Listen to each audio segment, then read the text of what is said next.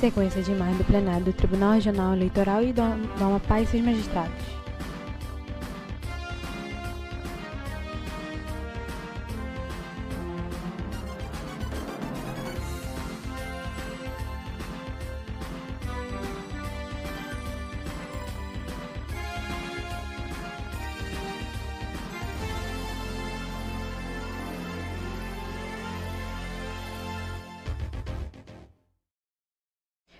Foco na parte central da mesa, da esquerda para a direita, Procuradora Regional Eleitoral, doutora Sara Cavalcante, Presidente do Tribunal Regional Eleitoral, Vice-Presidente do Tribunal Regional Eleitoral, desembargador Carlos Torque e a secretária Milene Lages.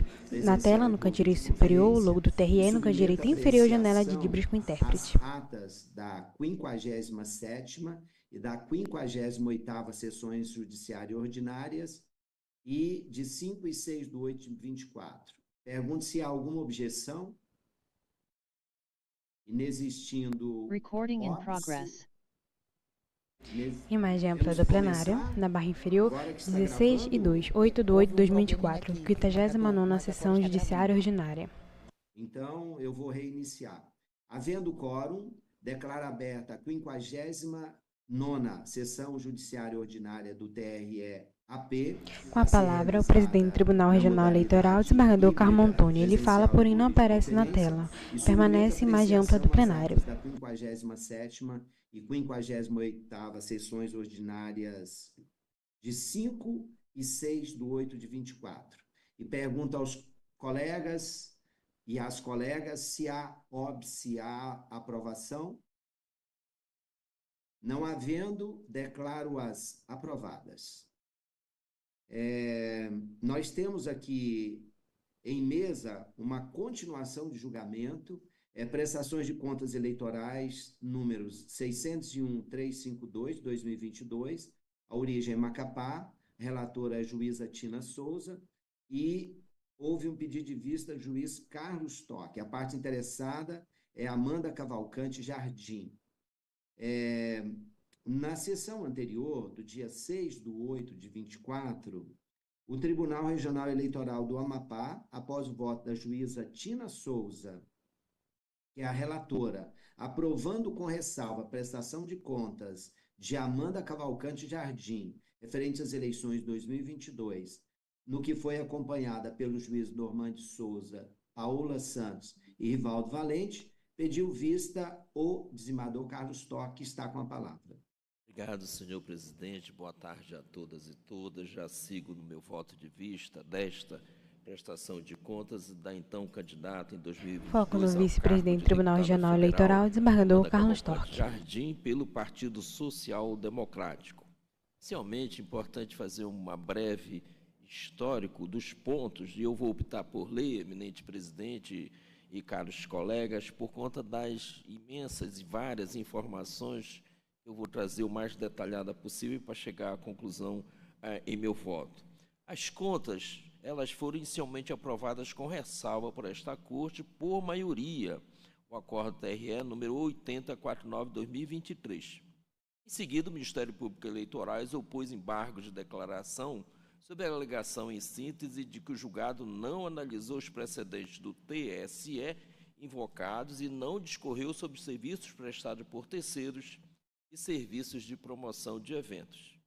Os embargos, então, do Ministério Público Eleitoral, foram da Procuradoria Regional Eleitoral, eles foram acolhidos em parte, com efeito meramente desintegrativo, estão somente para suprir a omissão relativa à falta de enfrentamento dos precedentes citados, porém, levado a julgamento do Tribunal Superior Eleitoral, este deu parcial provimento ao recurso especial interposto e determinou, aspa, retorno dos autos à origem, a fim de que seja feita a análise da fundamentação recursal, sem a limitação consistente na premissa de que o processo de prestação de contas seria limitado a uma análise meramente formal dos documentos apresentados.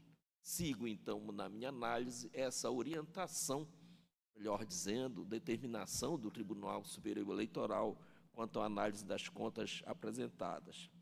A renovação do julgamento por determinação da Corte Superior Eleitoral, portanto, a a eminente colega e querida Tina Souza reafirmou o voto anteriormente proferido e manteve a aprovação com ressalva das contas, o que foi seguida pelos juízes Norma de Souza, Paula Santos e Rivaldo Valente, e de vista para melhor exame diante dessa determinação do Tribunal Superior Eleitoral, enquanto que meus colegas Anselmo e Carmo Antônio aguardam o meu pronunciamento, que eu faço a partir de agora. O Tribunal Eleitoral, então, determinou o retorno para que esta Corte analisasse os gastos realizados pela então candidata sem a limitação da tese do processo de prestação de contas a par apenas da escrituração contábil. Na minha interpretação, a relatora reafirmou a conclusão deste tribunal de que os documentos apresentados são suficientes à comprovação de tais despesa e que é possível a análise das contas à luz do 37 da Constituição Federal. Porém, no seu entendimento, as despesas foram comprovadas. A esse respeito, verifica-se que constou expressamente do acordo, em sua ementa, que, aspas, a discussão acerca de suposta abusividade no valor despendido com tais espécies de gasto não é cabível no processo de prestação de contas, cujo escopo é avaliar a regularidade contábil e formal das receitas recebidas e despesas efetivadas pelo candidato, bem como apurar se o gasto foi documentado, declarado e tem objeto lícito. Em clara alusão, na minha interpretação, e da qual já digo a minha discordância, deste tribunal de que a análise em processo de prestação de conta restringe-se ao exame contábil de conformidade de receita e despesas, orientação que precisa ser superada diante da firme posição do Tribunal Superior Eleitoral em contrário sobre a matéria. Nesse contexto, assentou o TSE que, aspas, inexiste, sobe-se aqui na análise das prestações de contas, a Justiça Eleitoral exerce o controle de observância dos princípios norteadores da realização de despesas com recursos públicos, sejam eles provenientes do fundo partidário ou do Fundo Especial de Financiamento de Campanha, e que, aspas, a aplicação antieconômica de recursos públicos pode ser objeto de controle da Justiça Eleitoral no processo de prestação de contas, o que igualmente ocorre quanto aos gastos efetuados com observância aos princípios da transparência, da moralidade e da razoabilidade, conforme acordo do Tribunal Superior Eleitoral de número 060-116394, de relatoria do ministro Sérgio Silveira Banhos, publicado em 27 de 10 de 2020. Então, uma jurisprudência do Tribunal Superior Eleitoral absolutamente atual. Desse modo, exige que, em observância aos referidos postulados, o prestador de conta demonstre a compatibilidade das despesas com os custos praticados no mercado e que haja descrição detalhada das atividades desenvolvidas. No caso dos autos, insurgiu-se o Ministério Público Eleitoral com os gastos realizados com contratação de serviços de pessoal no valor de R$60 mil a um único colaborador. O coordenador de campanha, Leno de Oliveira Conceição,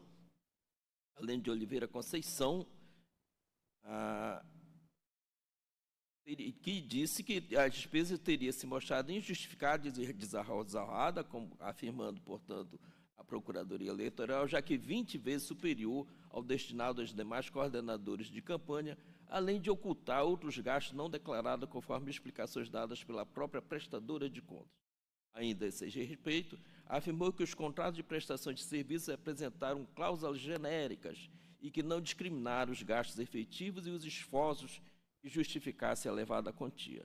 O órgão ministerial questionou também os gastos com serviços de promoção de eventos, já que, em relação aos gastos de R$ 54.800, consta apenas o contrato e recibos à fornecedora Adriana Ribeiro Thiago.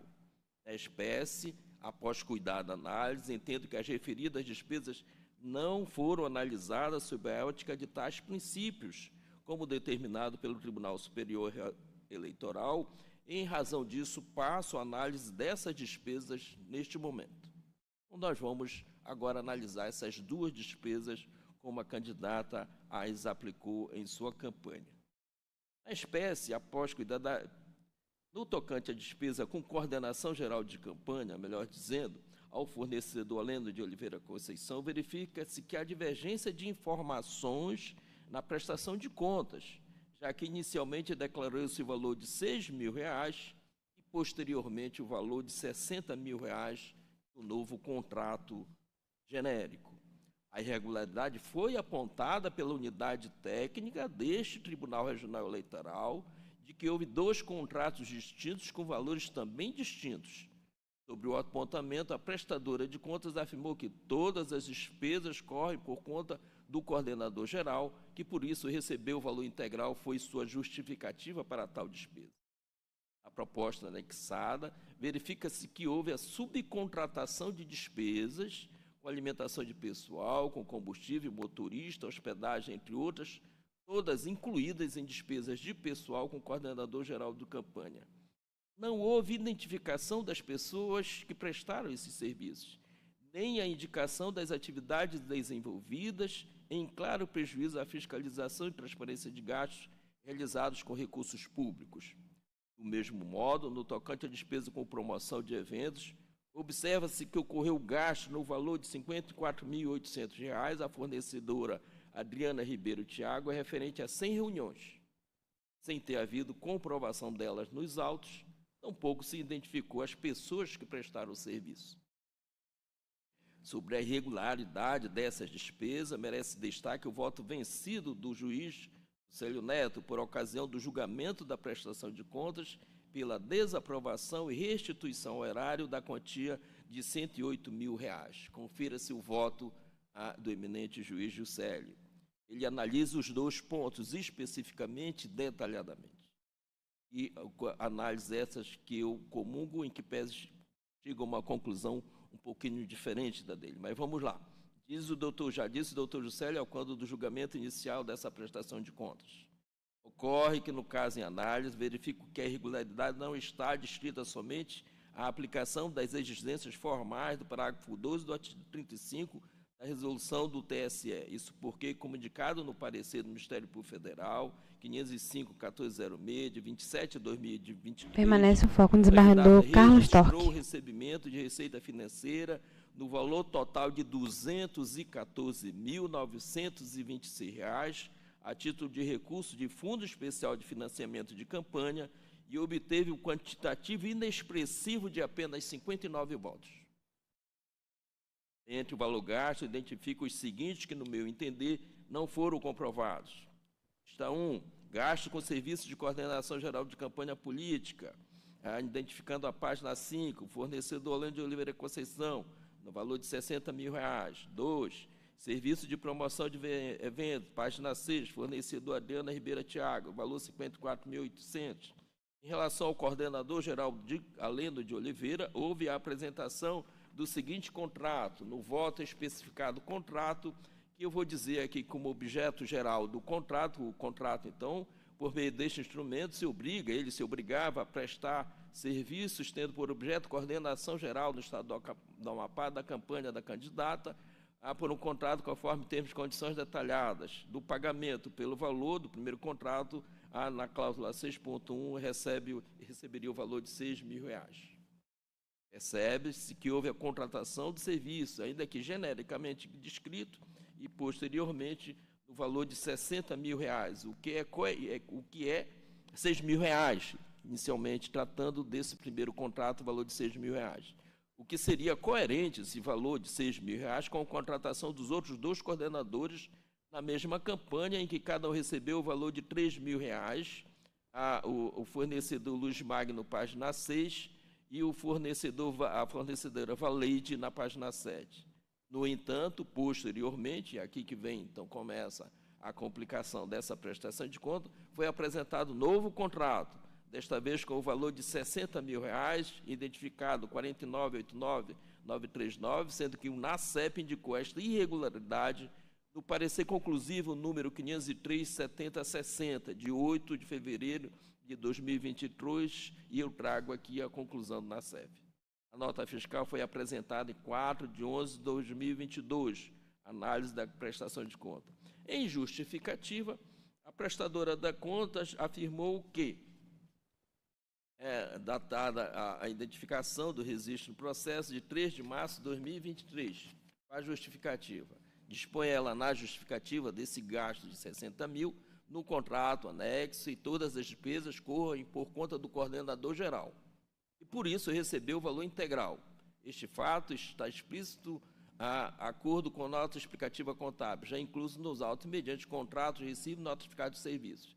A justificativa para a aplicação dos 60 mil. Assim sendo, dispõe claramente o contrato, já incluso nos autos e a carta proposta em anexo, com aceite da candidata em anexo, o valor pago ao coordenador de campanha é o valor global, absolutamente justificado na carta proposta. Todos os gastos de campanha correram por conta do coordenador de campanha, que possui por contrato poderes para fazer acontecer a campanha da requerida, juntou o documento devidamente identificado no processo, assina data de 22 de agosto de 2022, e em que ela apresenta também o contrato, e ele descreve no contrato as despesas genéricas aqui, com engajamento político, organização, planejamento das atividades, além de despesas, é tudo despesa, não tem nota, não tem identificação de serviço, é apenas uma lista de despesas que envolve carro, Zona Sul, carro, Zona Norte, combustíveis e tudo. Não há nota sobre esses serviços, apenas listagem dessas despesas que ele, em tese e segundo afirma, teria pago. Essa proposta, supostamente subscrita em 22 de 8 de 2022, somente veio aos autos da prestação de conta em 3 de março de 2023, e retira a sua idoneidade, uma vez que, caso existente desde a data que expressa, deveria ter sido apresentada na prestação de contas de 13 de setembro de 2022. Não obstante, tal instrumento demonstra em verdade que houve a subcontratação de despesa, vez que, supostamente, o único contratado pela candidata foi Aleno de Oliveira, o seu coordenador geral. E este teria efetuado o gasto de forma terceirizada, sem identificação integral das pessoas prestadoras de serviço, com ausência da integralidade da cadeia dos prestadores de serviços, o que impede a fiscalização e transparência dos recursos públicos, a medida que não permite identificar o destinatário dos valores. Por isso, entendo que o gasto não foi regularmente comprovado, o que exige a devolução do valor de R$ 54 mil, como concluiu o voto, ainda estou na leitura do voto, do juiz membro Juscelio, quando da análise inicial da prestação de contas. Se trata agora da relação dos serviços da promoção de eventos, identificando no processo a fornecedora Adriana Ribeiro Thiago no valor de R$ 54 mil. Diz ele, verifica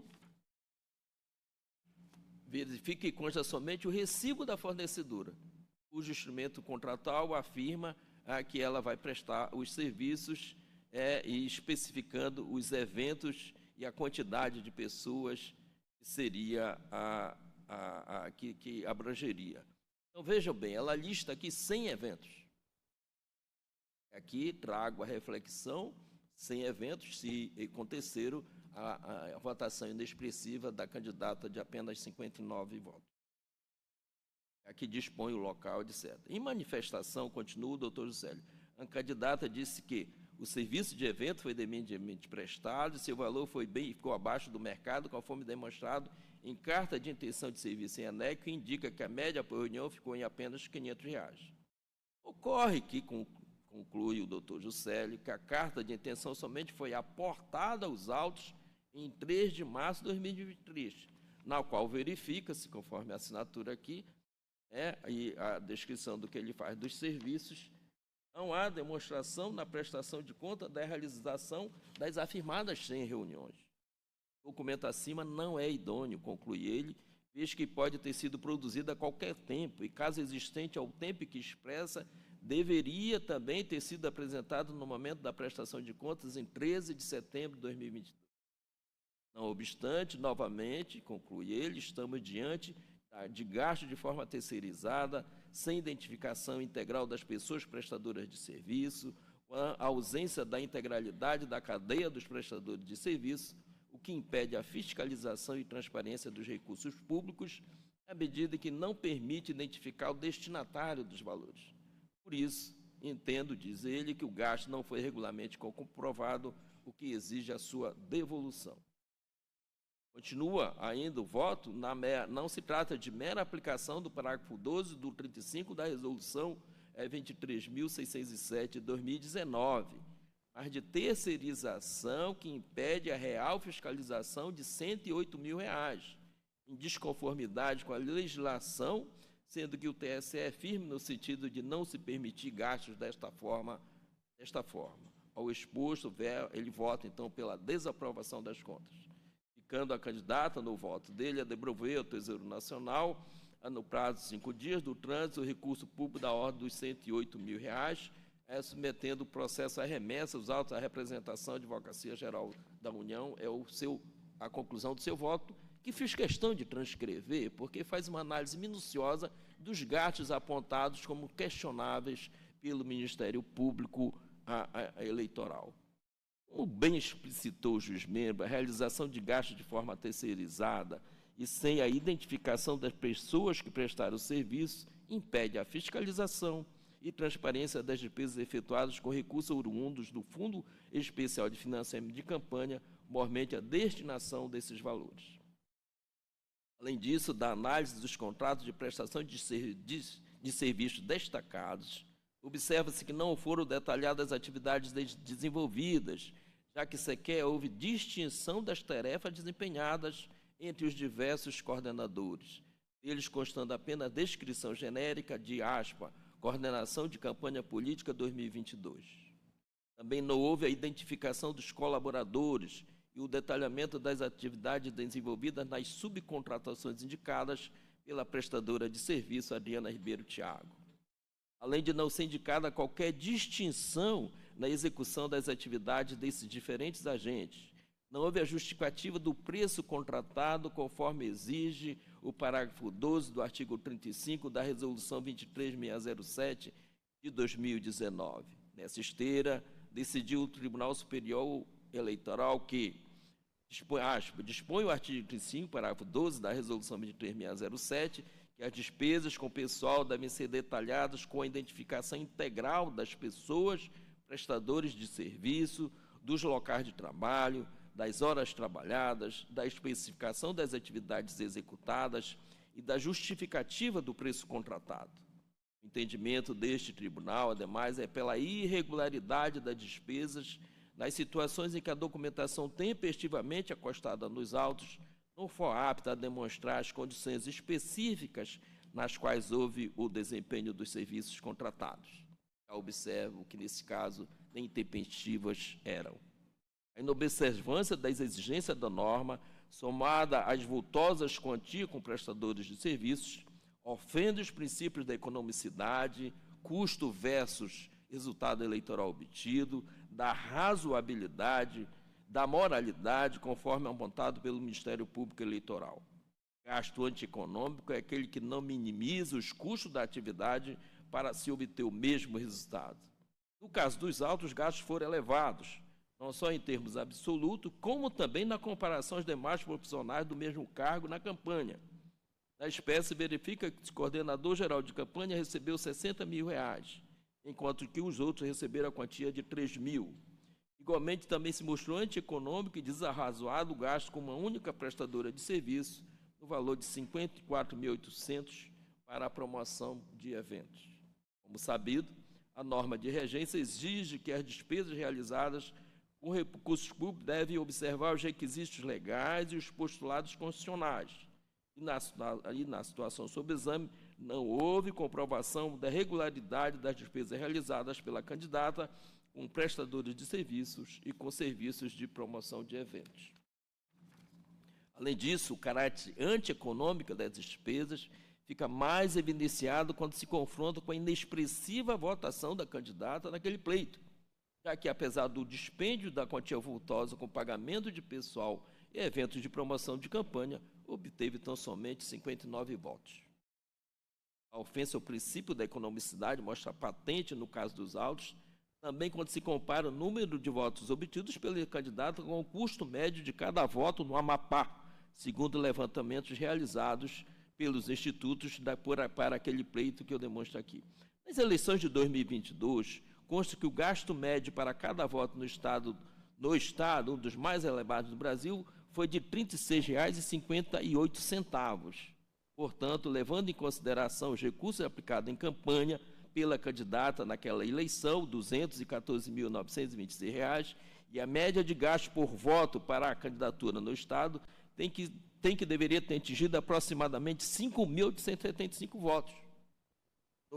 No entanto, a votação de candidata ficou muito aquém disso.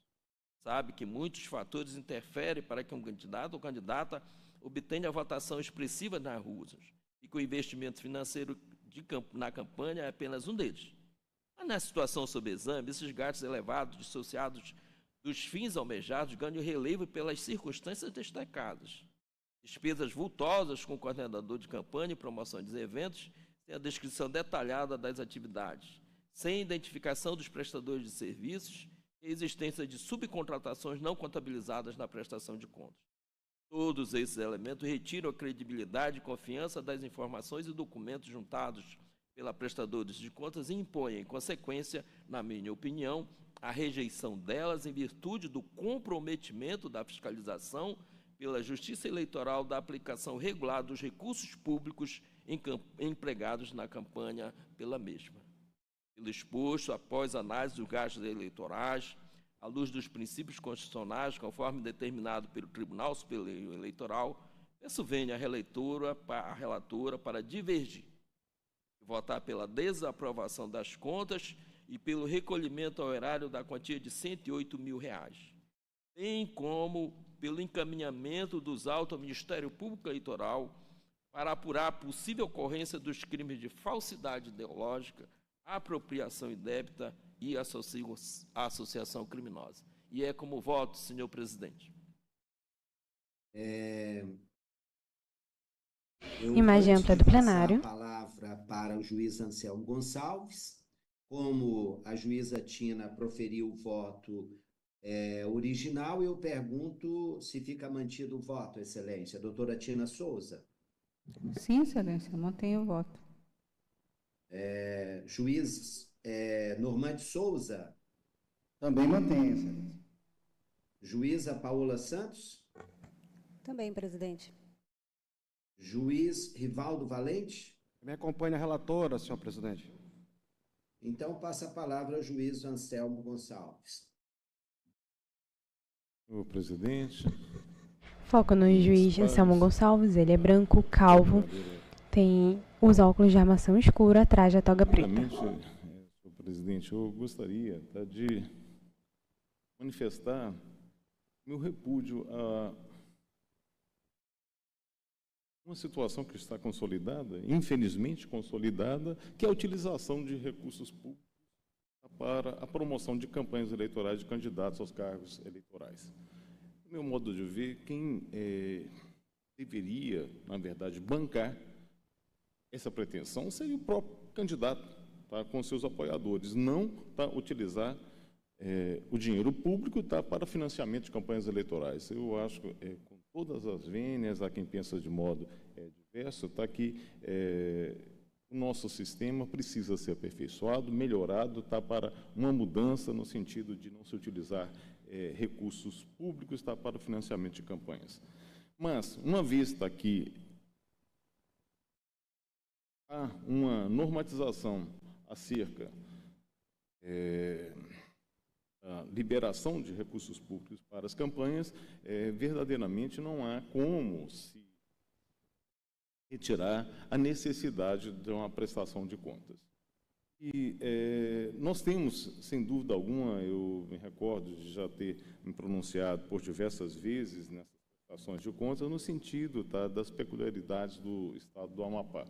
Nós temos aqui, verdadeiramente, uma situação muito complexa, no sentido de que, com todos os rigores formais, provavelmente nós vamos ter um número muito pouco de prestações de contas que verdadeiramente atendam os requisitos colocados nas resoluções do TSE em relação às formalidades. Então, eu penso que nós não podemos ser extremamente rígidos em relação a essas questões. Nós temos que ter a flexibilização e temos que levar em consideração também as peculiaridades do nosso Estado. Isso eu trago a reflexão não só em relação às campanhas eleitorais, mas também em relação às prestações de contas de recursos federais que são aplicados, às vezes, pelas prefeituras. É muito difícil a gente pegar uma prestação de contas que atenda a todos os requisitos elencados pelo Tribunal de Contas da União. Então, eu tenho já uma certa experiência com relação a essas prestações de contas de recursos públicos federais no âmbito das entidades municipais e também do Estado. Então, eu tenho notado as dificuldades que são apresentadas, que surgem no dia a dia nessa prestação de contas. Então, eu vejo realmente com uma certa preocupação um rigor extremo nessa análise. Mas existem situações aqui que nós chegamos a refletir acerca das posições do Tribunal Superior Eleitoral em relação às nossas manifestações, ou seja, neste caso chegou ao TSE. E o TSE, foi algo até que foi colocado pelo ex-membro, o doutor Paulo Madeira, que realmente há uma certa perplexidade em relação ao posicionamento do TSE, que não reforma. Ele não reforma o nosso acórdão, dizendo, olha, a prestação de contas aqui não tem como ser aprovadas. Nós aprovamos com ressalvas, mas o TSE não faz isso, o TSE manda de volta. Para que seja feita uma reanálise, ou seja, ele não reforma, seria natural, mas manda de volta para uma outra análise. Então, se nós estamos submetidos a uma decisão do TSE nesse aspecto, de fazer uma análise mais aprofundada a respeito da questão, não tem como nós simplesmente ratificarmos a decisão anterior. Não podemos simplesmente ratificar. Então, um imbróglio, na verdade, que surge, que nós temos aqui, na verdade, que é um nó que tem que ser desatado. Realmente, não é simples. Eu mantenho o meu posicionamento de não ser extremamente rigoroso, rígido em relação à documentação para a prestação de contas, nos aspectos formais, mas, no caso específico, há uma determinação do TSE no sentido de que façamos uma reanálise das provas sobre os princípios constitucionais, sobretudo da economicidade. Sendo essa uma determinação superior, e nós estamos realmente submetidos a ela, eu não vejo como fugir realmente dessa análise criteriosa feita pelo voto divergente do desembargador Torque. Essa análise realmente foi minudente, inclusive apoiada num pronunciamento já do colega que me antecedeu, o doutor Juscelio, no sentido de que há uma desproporcionalidade e uma informalidade total nessa prestação de contas, ou seja, gastos excessivos e que não especificaram verdadeiramente a sua verdadeira natureza. Então, eu vou pedir, senhor presidente, vênia, eminente relator e os demais colegas que acompanharam, para, neste caso, acompanhar a divergência inaugurada pelo desembargador Torque, porque eu não vejo como possamos simplesmente ratificar um pronunciamento que já foi submetido ao TSE e que voltou, para que nós nos pronunciássemos de novo. Então, seria complicada a situação, no meu entender, de simplesmente ratificarmos o entendimento anterior. E, diante da análise minudente feita pelo desembargador Torque, eu vou acompanhá-lo na divergência. É como voto, senhor presidente. Imagem ampla do plenário. Obrigado, doutor Anselmo. E, diante da posição firme dos colegas, no sentido de manterem o voto, acompanhando a relatora... Com a palavra, o desembargador Carmo Antônio, ele fala, porém não aparece na tela. Definida a matéria, porque, na melhor das hipóteses, ficaria 4-3, então, maioria pelo não provimento, pela não rejeição, ou pela rejeição, seria, de qualquer forma, maioria já formada. Diante da análise criteriosa do desembargador Carlos Torque, eu vou pedir vista e vou pedir à secretaria para incluir na próxima sessão, eu trarei esse voto para que eu me manifeste com maior vagar, mesmo porque nós já tivemos mais de uma vez essa matéria analisada aqui, e salvo engano, numa delas nós votamos num sentido e no outro nós votamos no outro sentido. Eu vou até depois rever esses julgados para que eu possa analisar melhor. Então, eu peço vista e peço inclusão já na próxima sessão. A nossa próxima sessão é segunda-feira, Milene? No dia 12, sim, senhor presidente, segunda-feira, dia 12. Exatamente. Então, eu peço a inclusão na sessão do dia 12. Vou, então, proferir a decisão provisória. O Tribunal Regional Eleitoral do Amapá, após o voto da juíza Tina Souza, aprovando com ressalva a prestação de contas de Amanda Cavalcante Jardim, referente às eleições 2022, no que foi acompanhada pelo juiz Normande Souza, Paula Santos e Rivaldo Valente, proferiu o voto do desembargador Carlos Torque pela desaprovação, não é isso, desembargador Carlos Torque? Sim, senhor presidente, pela desaprovação. Pela desaprovação, no que foi acompanhado pelo juiz Anselmo Gonçalves. Pediu vista o juiz Carmo Antônio com pedido de inclusão na sessão do dia 12/8/2024.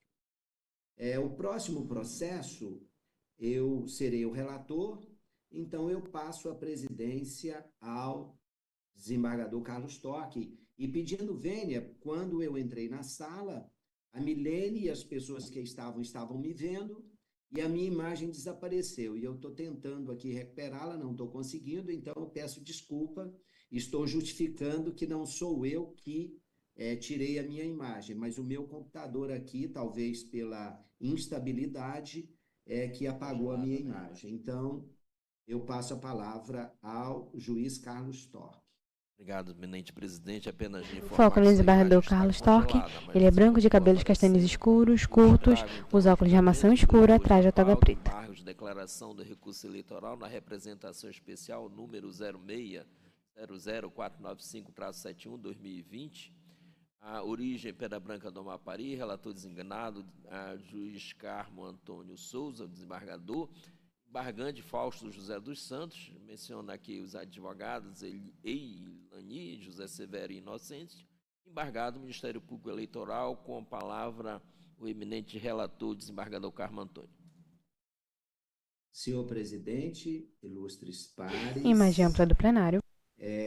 Aqueles que estão no plenário e nos acompanham pelas redes sociais, trata-se de embargo de declaração opostos por Fausto Permanece José dos imagem Santos, ampla do plenário, com a palavra desembargador Carmo Antônio. Ele fala, porém não aparece na tela. 2024, que negou provimento ao recurso eleitoral interposto e manteve integralmente a sentença recorrida.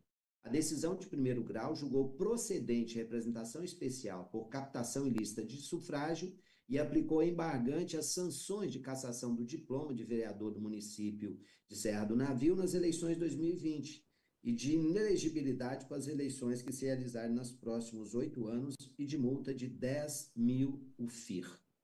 Nas razões recursais, o embargante afirmou que houve omissão do acordo embargado por inexistência de enfrentamento das teses suscitadas pela defesa em sustentação oral por ocasião do julgamento. Seriam elas: a primeira, deflagração de investigação fundada em denúncia anônima; 2, nulidade da prova coligida, obtida com violação de domicílio sem registro da voluntariedade do consentimento do proprietário; 3, omissão relativa à advertência do direito ao silêncio; 4, invalidade da prova juntada após a data da diplomação; 5, apreensão do celular e quebra de sigilo telemático de Márcia, com ordem judicial subsequente à quebra; 6, depoimento de corréus para condenar, quando só se admite para delatar; 7, condenação fundada em depoimento testemunhal; e 8, eleitor determinável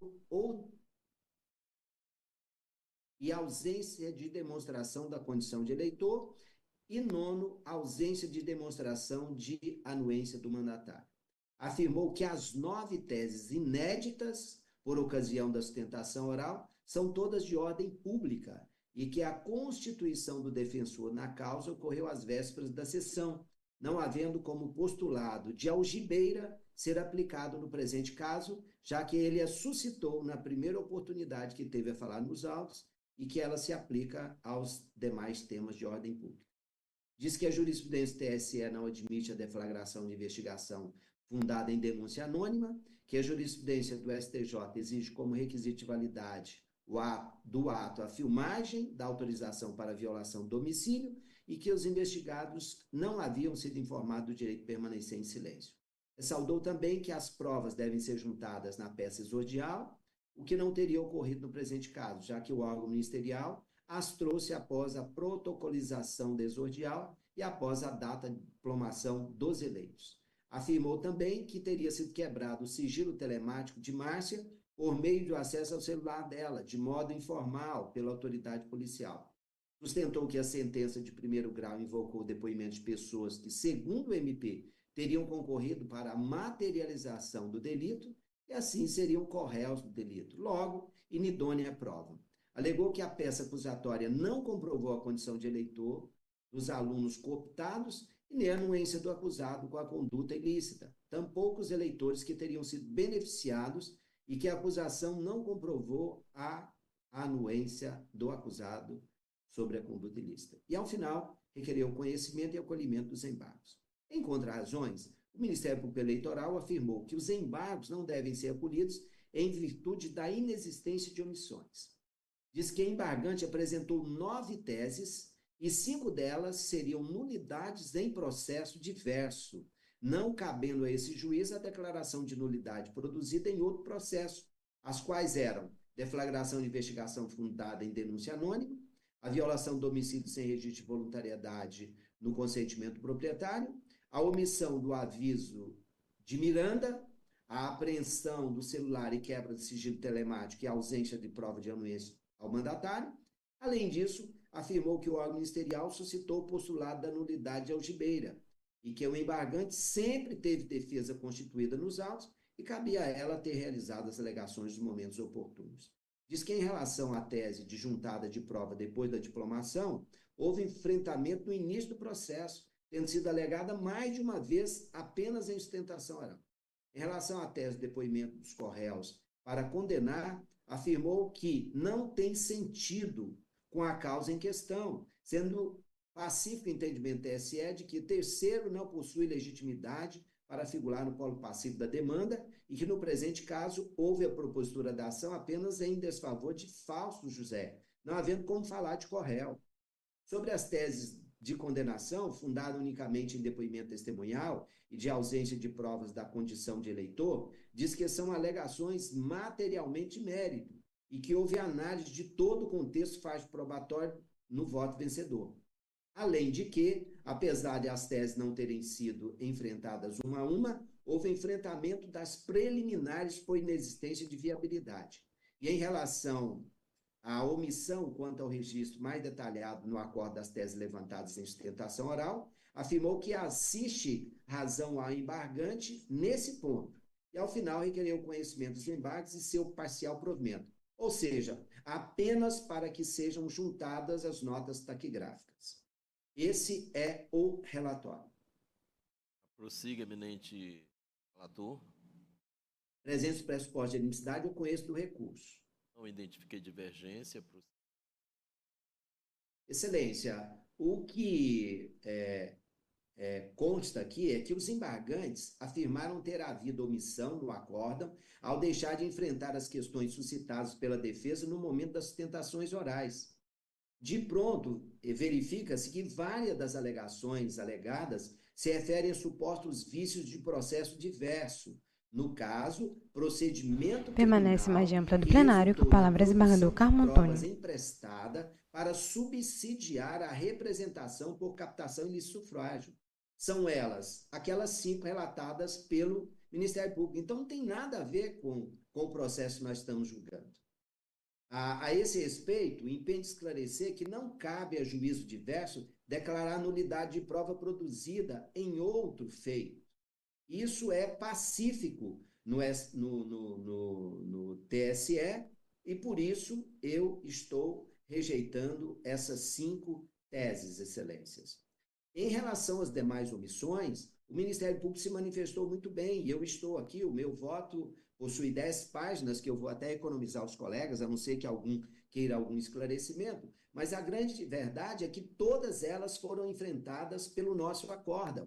Então, o acórdão avaliou todas essas que ele está falando, ou seja, no contexto todo, nada deixou de ser avaliado. E eu estou aqui citando uma por uma, inclusive a parte do voto em que essa matéria é analisada pelo relator e depois por mim, né, no meu voto, e depois seguida pelos demais colegas. No que diz respeito a uma questão que eu quero deixar registrado aqui, é que eu estou registrando, em resumo, que as alegadas omissões não ocorreram e as insurgências dos embargantes revelam mero inconformismo com desfecho desfavorável do julgado.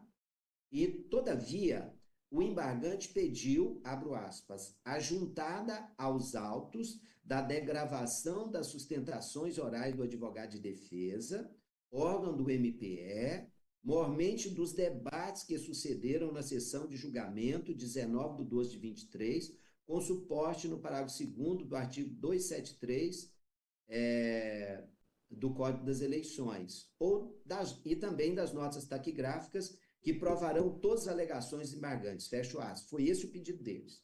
Ora, excelências, as notas taquigráficas não são juntadas automaticamente, mas quando solicitadas. E apesar de ter havido a juntada do vídeo da sustentação oral do advogado na sessão pelo embargante, ele requer também que sejam juntadas as notas taquigráficas.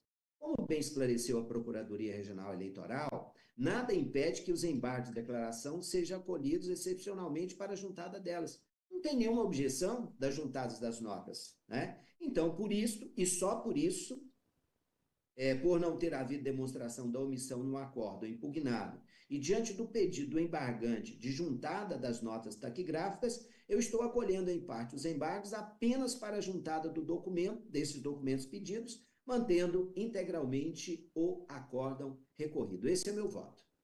Obrigado. Como voto, o juiz Anselmo Gonçalves. Acompanho o relator. Tina Souza.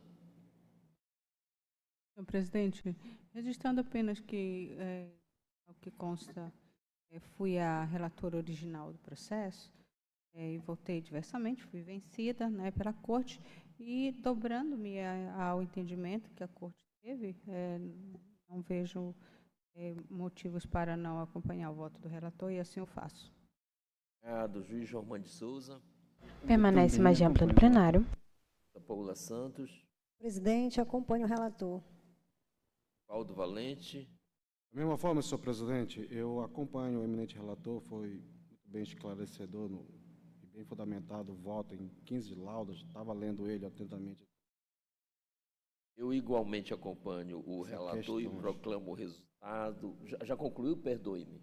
Eu estava só finalizando que eu estava lendo o voto do eminente relator e diante, inclusive, da complexidade da matéria que envolveu, né, questões de ordem pública e realmente foram todos os apontamentos enfrentados nos autos. Então, o que mais aclarar nessa Permanece mais ampla do plenário, com a palavra o juiz Givaldo Valente. Juiz Givaldo, então eu também. Agora foco no desembargador Carlos Torque. O colegiado, a unanimidade, conheceu dos embargos e o Numeres o acolheu parcialmente, apenas para corrigir erro material, nos termos do voto proferido pelo relator para a inclusão das notas taquigráficas. É isso, eminente relator? Isto, eu só estou acolhendo porque, em Parcial, regra, né? as notas taquigráficas não são juntadas mesmo, né? Então, Imagem ampla do plenário, com a palavra o desembargador Carlos Antônio. Notas taquigráficas, é nesse sentido. Acolhimento parcial para a juntada das notas taquigráficas. E eu retorno, então, à presidência. Foco no desembargador Carlos Torque. Imagem ampla do plenário. Excelências, nada mais havendo, eu quero agradecer a presença dos juízes, das juízes e da senhora Procuradora Regional Eleitoral e declaro encerrada essa sessão, já os convidando para a sessão do dia 12, segunda-feira. Muito obrigado e desejo que todos tenham uma ótima semana. Final de semana já, né?